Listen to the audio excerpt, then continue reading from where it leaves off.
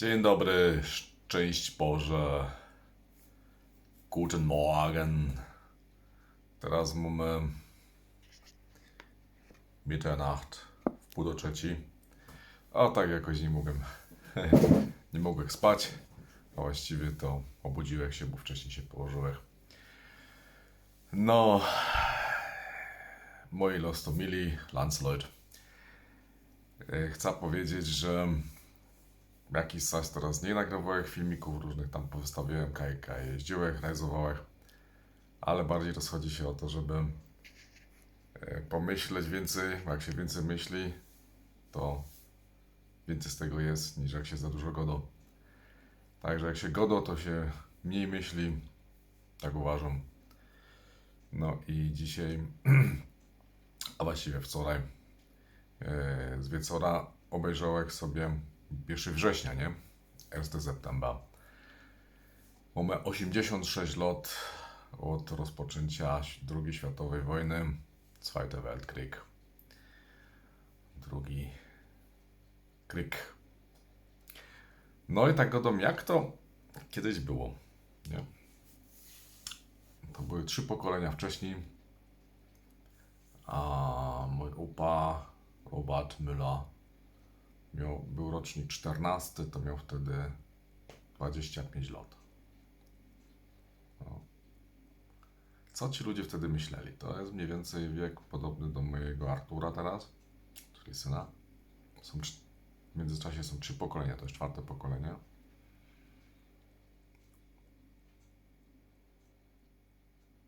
Lipiec, sierpień 39. Co ci ludzie myśleli? Nic, lato było, bawili się pewnie, piwko pili, na zielonym się pływali. Tak słyszałem, że na przykład na Młynach, tam moja mama pochodzi z rodziny Tkoców. To był taki Żyd, on tam miał jakieś tam młyn czy coś i w marcu 39 ten młyn sprzedał. No, może coś czuł. Nie sądzę, żeby dokładnie wszystko wiedział, taki hop gdzieś tam na wsi. Ale jakby są pewne objawy. Niektórzy ludzie są na tyle inteligentni, że te objawy widzą i reagują na nie. Bo wiedzieć i nic nie zrobić, to właściwie też nic z tego nie. No, ale tak do tego, co tam sobie obejrzałem. Obejrzałem sobie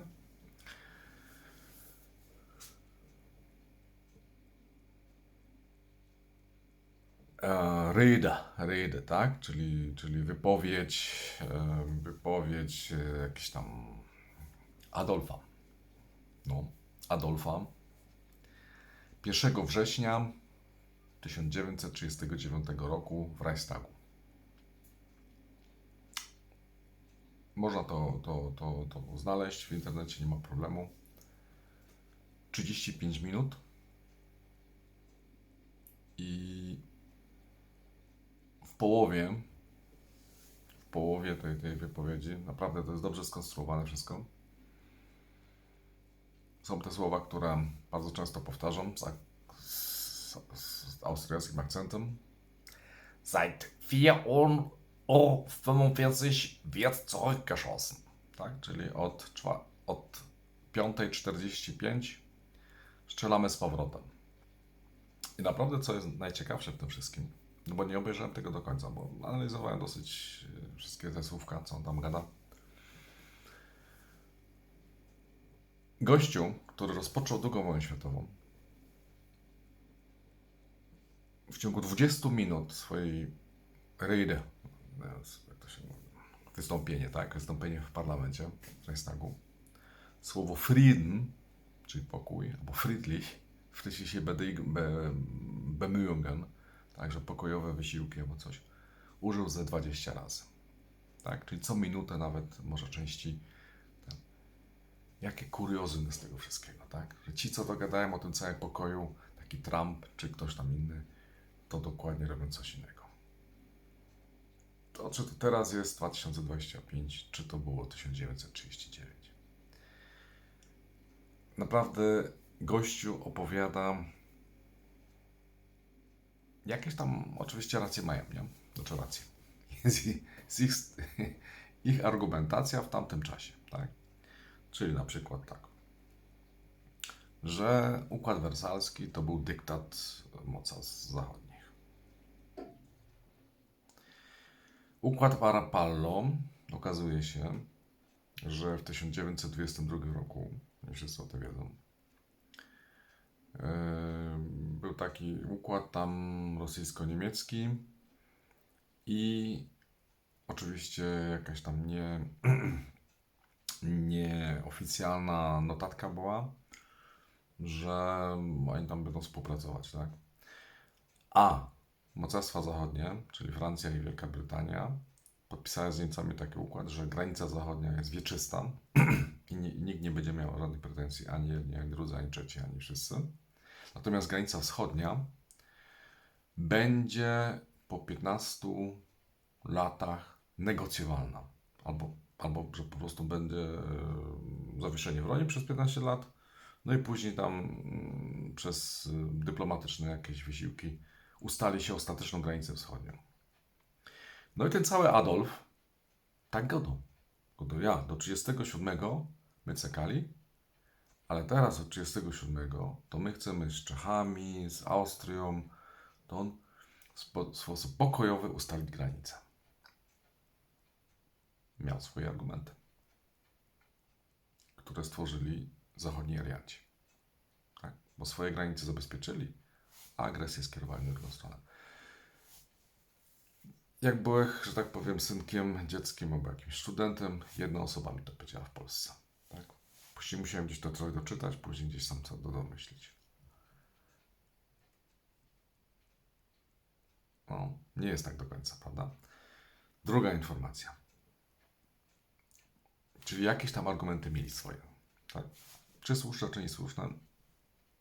Ciężko powiedzieć, ale raczej słuszne, prawda? Bo jeśli mają to na kartce, a Brytyjczycy tak to zrobili z Francuzami, to mieli swoje argumenty. Drugie, ta wypowiedź Beka, że Gdańska nie oddamy i korytarza nie będzie, że Polska nie odsunie się od morza. Wszystko fajnie, prawda? Oklaski w styczniu 1939, ale to była prowokacja, niestety, sanacji. Bo można gadać, że dobrze rządzili nie wiem, czy dobrze.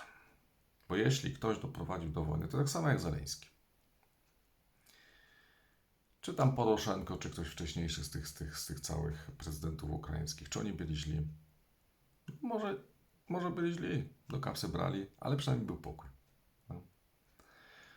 A cała sanacja, tak jak sobie teraz tak popatrzeć, Beck, tamto, siamto, nie wiem. Teraz tak, ten Adolf przez te pierwsze 20 minut, dyktator, nie? To była wypowiedź w Reichstagu. Powiedział w ten sposób, że drodzy, prawda, tam parlamentarzyści, Abgeordnete, zostałem zmuszony, prawda, pomimo moich wszelkich działań, wysiłków pokojowych, zostałem zmuszony do odpowiedzenia. Tak? No widok ofiarą jest taką, że normalnie wziąć i się popłakać. Tak, jak tego słucha się. Oczywiście raz tak, a za chwilę w innym zdaniu pokażemy im.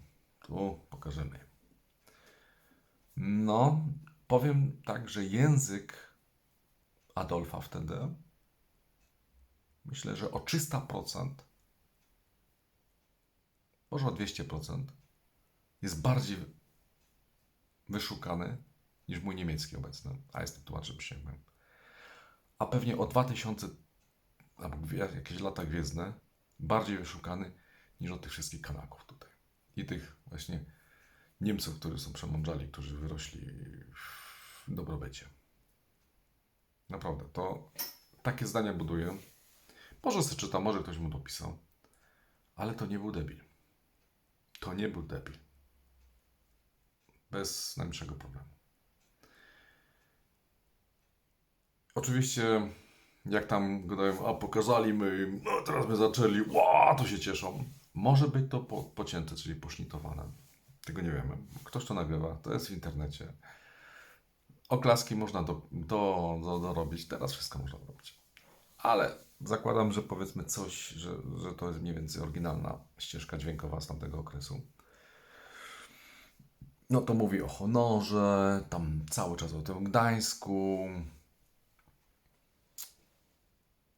I jakby wyszło, że no on tam obiecał temu narodowi niemieckiemu. Mówi też o mniejszościach niemieckich, że tam cały czas są gdzieś prześladowane. Tam coś było faktycznie, coś tam było, ty Bydgoszczy, coś tam było. Coś tam było z tą sanacją, to trzeba przyznać. Ale to wszystko oczywiście są tylko jakieś prowokacje. Niestety prowokacje. Też nie wiemy, ktoś mógł tam naprawdę coś majstrować na kolei, może coś tam zdjęcia robił, albo tam cholera wie, prawda, jakaś tam.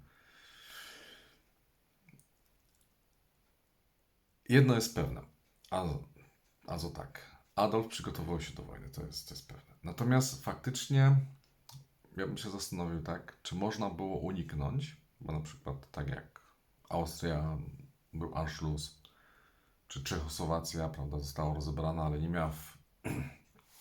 nie miała jako takiej wojny niszczącej. Czy można było tego uniknąć? To już zostawiam historykom, takim fachmanom. Ja jestem historykiem własnego regionu. Staram się jak przemyśleć pewne sprawy. Pewnie można było to inaczej i z tego co jakby wynika, że tak, bo tutaj pewne rzeczy ostatnio czytam. Tak się pochwalę, tutaj książeczka Zychowicza, bardzo fajny gość. Uważam, że gość, ta książka jest o Ukrainie, ale napisał też książkę o Warszawa 44, powstanie.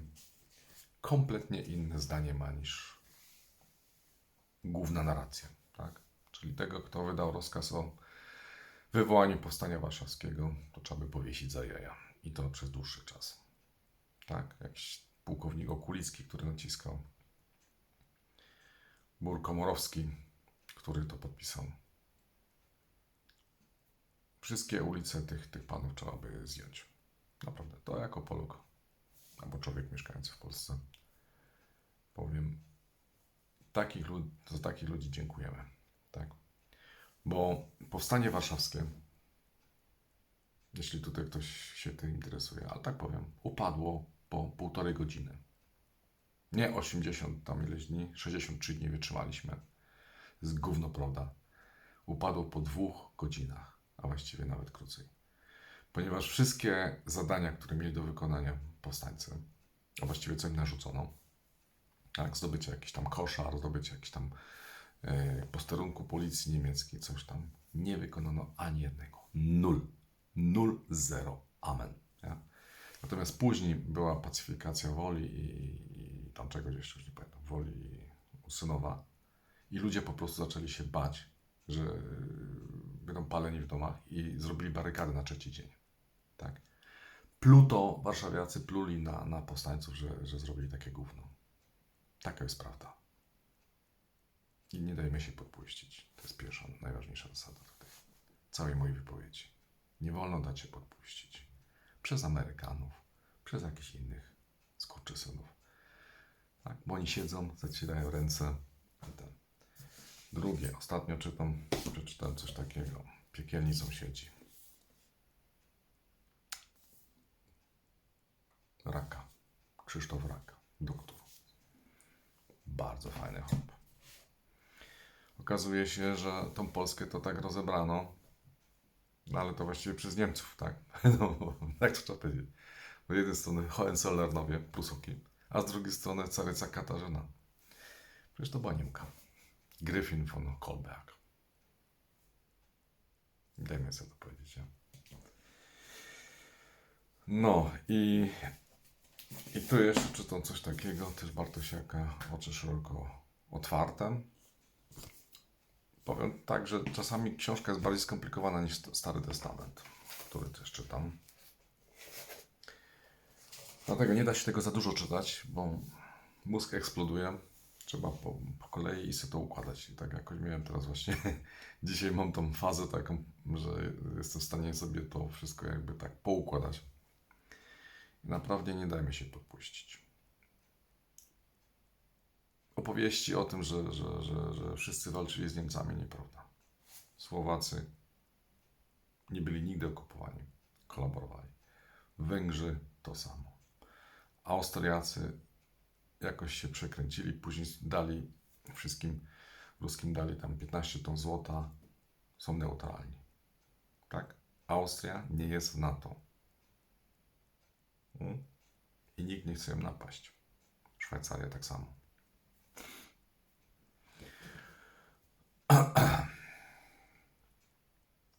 Rumuny też kolaborowały.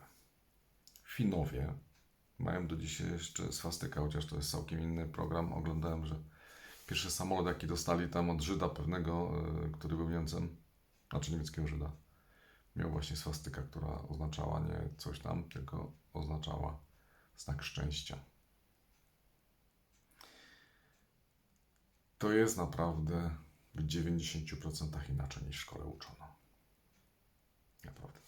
Te książki można wyciągnąć. Tak, mam książkę jeszcze, gdzie pisze, że Niemcy hitlerowskie zaszczeliły polskich oficerów w Katyniu. Tak uczono w 80 latach. W 86 roku byłem w podstawówce w 6 klasie. Czy tam 8. W 7 chyba, po 87 skończyłem. Tak uczono. Tyle prawdy. Tak? To tak przy okazji. Dobra. Także powiem tak. Naprawdę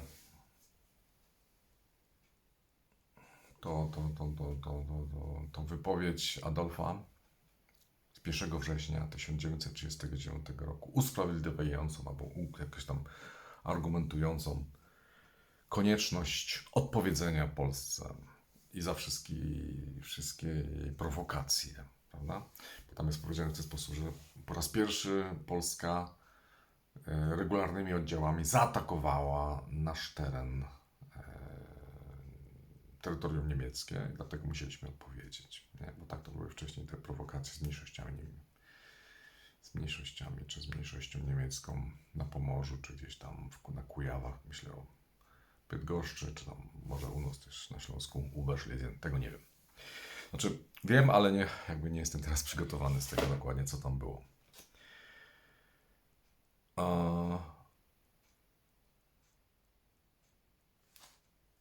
Byłem w zeszłym tygodniu z moją mamą w Danzigu właśnie. Tam to słowo Danzig też często. Danzig i korridor. Tak. Westerplatte. Westerplatte to takie jest jakiś mitologia. Westerplatte, czwórkami szli. Powiem tak. Byłych, obejrzałych, nie polecam. Znaczy, nic szczególnego. Parking, chaos. Las.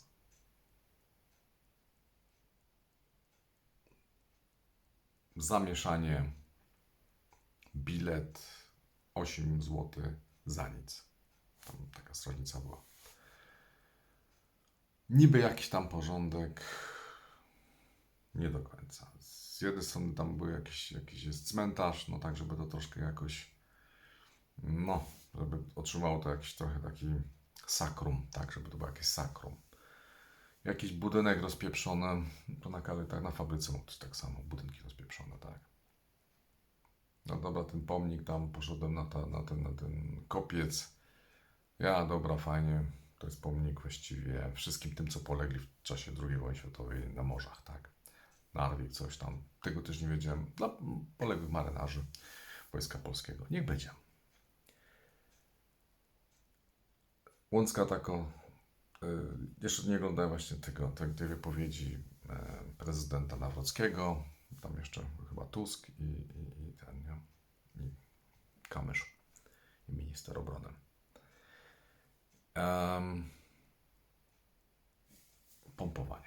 Pompowanie.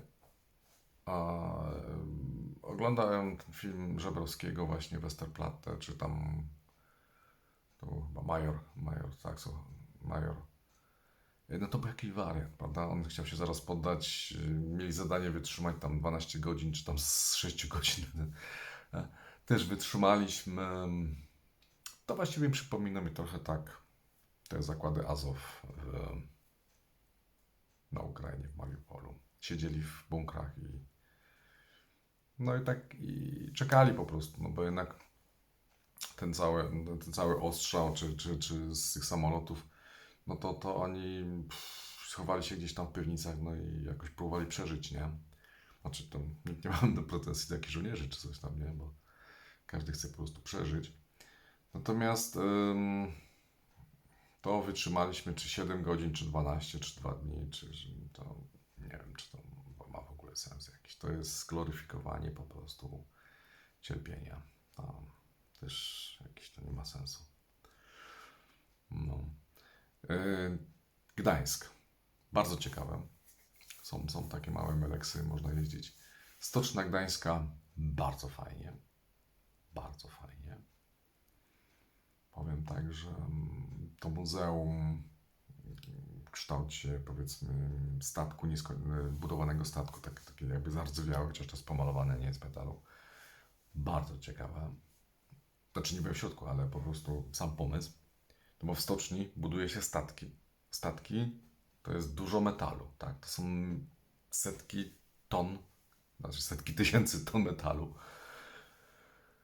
I ten metal jest zardzewiały. Bardzo fajnie. Krzyże, nazwiska. Poczta Polska, Stara Poczta Polska w Wolnym Mieście Gdańsku. Budynek. Bardzo ciekawe. Cały czas tam właśnie tylko gadanie, tak. Trochę babka cały czas gada. Niemcy, Polacy, wrogowie, no nie ma na przykład słowa hitlerowcy, ale tak cały czas ten. No trochę konfrontacyjne. Wytłumaczyły mi, że było takie pojęcie jak gdańszczanin. Po prostu gdańszczanin, tak? To był gdańszczanin. To był mieszkaniec Wolnego Miasta Gdańska, który nie określał się, czy jest 100% Polakiem, czy jest 100% Niemcem. Po prostu był mieszkańcem Wolnego Miasta. Takie było po prostu, to było państwo samo dla siebie, tak? Czy jakieś tam wolne miasto. No wolne miasto to jest wolne miasto, no, jak to tam nazwać. Także troszkę tej młodej damie wytłumaczyłem, że to tak nie jest do końca. Prezydent Nawrocki, inteligentny facet. Lubię inteligentnych ludzi, tylko wiadomo, nie wiadomo, jak tą inteligencję się zastosuje i co się z nią zrobi, nie? No, także wiele różnych spraw. Tak samo bardzo zaciekawi mnie taki w internecie jest rozmowa pomiędzy doktorem Bartosiakiem, a byłym premierem, a może kiedyś premierem też Morawieckim, który mówi bardzo prosto, bo to jest bankowiec, nie? Bo ten tam ma te swoje strategie, tak, siak, tutaj, nie? Czyli od prawa do lewa, czyli taki wariant, taki. No mówię, dobra, ale polityk musi jakoś decyzję podjąć, nie? I to prawda, nie? Bo on może 10 propozycji jak zrobię, później mówię, miałem rację. Tak? Jutro będzie deszcz, będzie słońce, a może coś pomiędzy. I powiem, miałem rację. No bo śnieg nie będzie leciał, nie? 2 września, czy jak? Raczej nie. I on mówi w ten sposób, że Polska dostawała przez ostatnie 10 lat uśrednio 50 miliardów euro netto z wszystkich tych funduszy, natomiast 150 rocznie wypływa z Polski poprzez wszystkie Lidle, pozdrawiamy Lidla, Kauflanda i takie tam inne pomniejsze firmy, które ciulają. Znaczy to jest tak, kapitał niemiecki zainwestował, ale poprzez to, że na przykład jest zebranie wspólników, gdzie wspólnikiem jest tenże Niemiec, ten pieniądz z powrotem wraca do Niemiec. Firma jest, ale zyski idą kręci. I to jest bardzo niebezpieczne, tak? To jest niebezpieczne. Bo się umówią skurwysyny, cak. I nie miliardy, tylko biliardy mogą wypłynąć w szybki sposób. To tak przy okazji. Żebyśmy też wiedzieli, jak to działa. No dobra, nie za dużo wszystkiego negatywnego. Były na 40 urodzinach pewne sympatyczne blondynki. Właśnie kuli szatan. Warto było. Warto było i też ich narracja, to są siostry Sisters Kurdejki, bo we dwie grałem. Bardzo fajne, eksperymentalne, brawurowe, soczyste, kobiece, sex appeal. Przedstawienie 1,5 godziny, opowiadające w pewnym sensie, główna ta narracja była o Inie Benicie. Ina Benita była polską aktorską seksbombą, coś takiego jakby Marilyn Monroe, tylko o 10 lat wcześniej. Blondynka, trenowana. Co się okazuje? Była taka gazetka, normalne czasopismo, bo to żeby nie obrażać, Kultura. I 3 września piękny obrazek, blondynka uśmiechnięta. 3 września wyszła gazeta. Nie wiadomo w jakim nakładzie. Chyba jeszcze wtedy nie zdążyło to być zbombardowane, bo to w Warszawie wydawane było. Jeszcze bomby nie trafiły w to wydawnictwo. Czyli wszystko pięknie, a mimo wszystko wojna przyszła. I to jest to, co mi się najbardziej w tym wszystkim nie podoba. Że niby jest pięknie, a jacyś cwaniacy tam to robią. I tak jeszcze tak przy okazji powiem. Oglądałem program o Rothschildach i Oppenheimerach. Naprawdę to są tacy zawodnicy, bankowcy, podpuszczają na przykład Anglia, bo w takim stanie w 1660 którymś roku, że potrzebowała pieniądze na wojnę z kimś tam, już nie pamiętam co zamysł, z kimkolwiek. I król podpisał, że wszystkie podatki, które dostanie od społeczeństwa na najbliższe 10 czy tam 20 lat, będą oddane temu bankowcowi. Takie kurwa są Żydy. Tak to potrafią zrobić. Wszystkie podatki przez 20 lat do bankowca. No to jest piękny biznes, nie? Tak? To sobie pomyślmy, jak to wszystko działa. Tak? A drugą stronę drugi rodzina albo drugi brat, albo tam kuzyn podpuszcza. I wydają zbrojenia. Jakie kurwa zbrojenia? Po co mi 5000 czołgów? Tak? Jak lepiej drona jakiegoś za to. No po co te czołgi? Ile zysku mam z tych czołgów? Nic. A już jesteśmy za 3 pokolenia zadłużeni, Polska. A jak dalej tak będą robić, to będziemy na 6 pokoleń, tak? Co zostawimy tym naszym prawnukom? Tyle. Nie da się podpuścić. Myśleć. Kojarzyć fakty. Rothschild, Oppenheimer. Proszę sobie poczytać też. Gdzie się dorobili? Na czym się dorobili? Na wojnie. No. Z Panem Bogiem. I nie przestawać myśleć. No, pozdrawiam wszystkich, papa. Teraz wystawiam na internetach. A się jeszcze do 5. Ile to tam jeszcze? 2 godzinki albo coś pocytom. I trzymajcie się. I naprawdę, jak ten co goda, że tak bardzo dba o ten pokój, to ja myślę, że on o to nie dba. To jest dokładnie ten na odwrót. No. Z Panem Bogiem. Cześć.